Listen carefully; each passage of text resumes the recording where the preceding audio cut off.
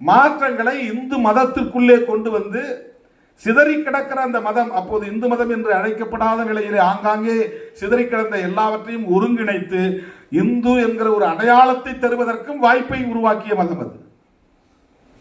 ஒரு unified religion, அதை உருவாக்குவதற்கான ஒரு சட்டம் மசோதா.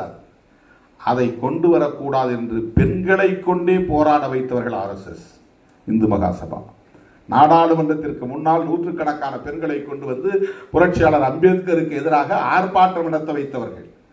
அதை விவாதத்திற்கே எடுத்துக்கொள்ளவில்லை. அதில் தான் கோபப்பட்டு வெளியே வரார், ராஜினாமா செய்கிறார் புரட்சியாளர் அம்பேத்கர். பல காரணங்களை சொல்லுகிறார். அதில் முதன்மையான காரணம் கோட் ஆஃப் இந்து பில் விவாதத்திற்கு எடுத்துக்கொள்ளப்படவில்லை.